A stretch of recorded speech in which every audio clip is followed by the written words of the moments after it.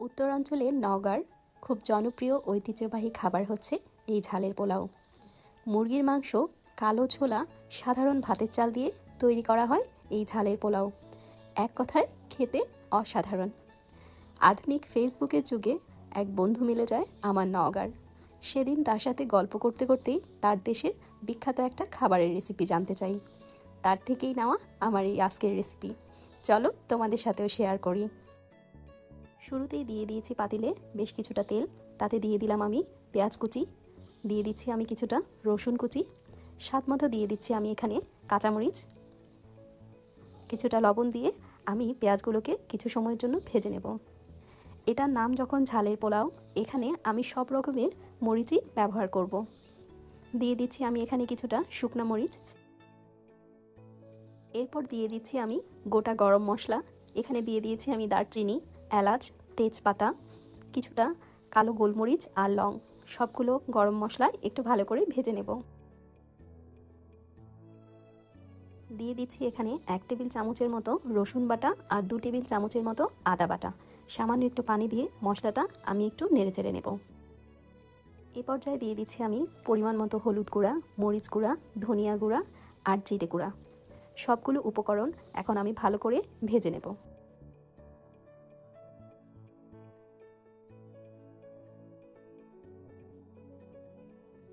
ভাজতে ভাজতে যখন এভাবে তেলটা উপরে উঠে আসবে, মশলাগুলোও ভালো করে কষানো হয়ে যাবে, তখন আমি দিয়ে দিচ্ছি এখানে ছোট ছোট করে কেটে রাখা মুরগির মাংসের টুকরো। এই ঝালের পোলাওতে মুরগির মাংসের টুকরোগুলো ঠিক এমন করেই ছোট ছোট করে কেটে নিতে হবে। তোমরা চাইলে এখানে দেশি মুরগিও ব্যবহার করতে পারো। স্বাদ মতো লবণ দিয়ে এখন আমি মুরগিটাকে ভালো করে মশলার সাথে ভেজে নেব।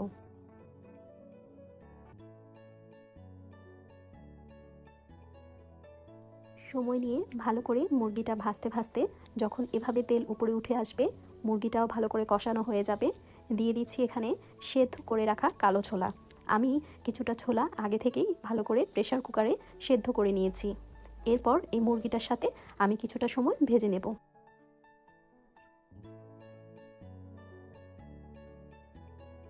কালো ছোলাটা ভালো করে ভাজা হয়ে গেলে এর মধ্যে দিয়ে দিচ্ছি আমি ছোট ছোট করে কেটে রাখা কিছুটা আলু সেদ্ধ। আমি আলুগুলোকে মোটামুটি 50% মতো সেদ্ধ করে নিয়েছি। আলু, ছোলা আর মুরগির মাংস ভালো করে মশলার সাথে আমি আরও কিছুটা সময় নেড়েচেড়ে নিচ্ছি। এরপর দিয়ে দিচ্ছি আমি বাসমতি চাল। চালটাকে আমি ধুয়ে পানি ঝরিয়ে 10 মিনিটের জন্য রেখে দিয়েছিলাম। স্বাদ মতো লবণ দিয়ে এবার সবগুলো উপকরণ আমি ভালো করে মিশিয়ে নেব।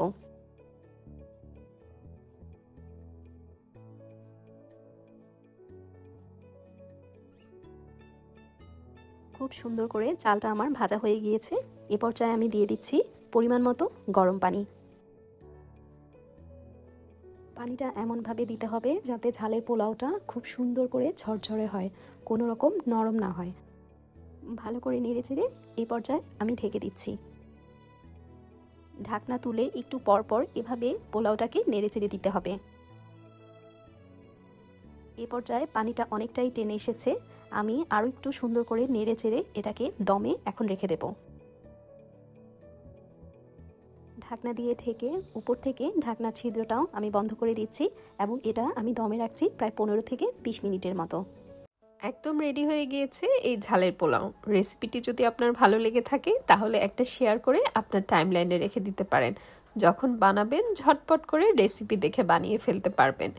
এই রেসিপি দিয়ে খাওয়ার জন্য অন্য কোনো আইটেমের দরকারই হয় না। সাথে একটু সালাদ নিয়ে আপনি মজা করে উপভোগ করতে পারেন এই ঝালের পোলাও। আমার বাসার সবাই তো দারুণ পছন্দ করেছে। আশা করি আপনাদেরও অনেক ভালো লেগেছে। আজকে তাহলে আসি, আল্লাহ হাফেজ।